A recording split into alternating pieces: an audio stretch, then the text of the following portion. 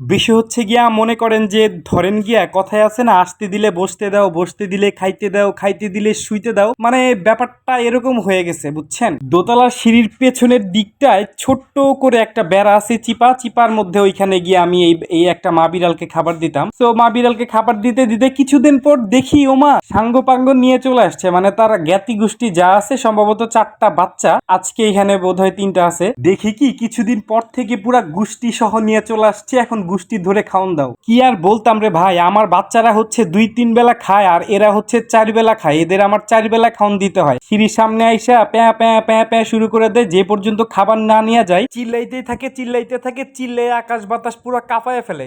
আবার সিঁড়ির সামনে খাবার দিলে হবে না, ওই টিনের বেড়া চিপার মধ্যে ঢুইকা ওইখানে গিয়ে আমাকে খাওন দিতে হয়। সিঁড়ির সামনে খাবার দিয়ে রাখলে কখনো এসে খাবে না, মানুষকে তারা ভয় পায়। সো মানুষ তো খুব ভালো মানুষ, যার কারণে হচ্ছে মানুষকে দেখে এই পশু পাখিগুলো ভয় পায়। বাই দা ওয়ে একটা কথা বলি, এই যে 2 দিন পর পর ফান পোস্ট দেই আমার বাচ্চারা না খেয়ে আছে, এই বাচ্চা অসুস্থ, 2 দিন পর পর ফান পোস্ট দিয়ে আপনাদের কাছ থেকে টাকা উঠাই, সেই টাকা মেরে খেয়ে আমার বউ বাচ্চা পালি, ব্যাংকে টাকা জমাই, বাড়ি গাড়ি করি, এই সুযোগটা আপনারা দেন কেন? আমরা যদি প্রত্যেকের জায়গায় থেকে যার যার বাড়ির সামনে কুকুর বিড়ালকে খাওয়াই, যার যার বাড়ির সামনে অসুস্থ কুকুর বিড়ালকে ট্রিটমেন্ট করি, তাহলে আমাদের মতো মানুষজন আছে এইসব কাজকর্ম ছেড়ে দিয়ে আমরা রিক্সা চালা খাইতে পারি, চাকরি করতে পারি, ব্যবসা করতে পারি। আমরা যদি যে যার যার জায়গা থেকে, যে যার যার অবস্থান থেকে, যে যার যার বাড়ির পাশে থেকে একটা দুইটা অসহায় কুকুর বিড়ালের 3 বেলার খাবারের দায়িত্ব নেই, ট্রিটমেন্টের দায়িত্ব নেই, তাহলে আমি বিশ্বাস করি বাংলাদেশের একটা কুকুর বিড়ালও না খেয়ে থাকতো না, বাংলাদেশের একটা কুকুর বিড়াল অসুস্থতার কারণে রাস্তায় পড়ে মরে থাকতো না।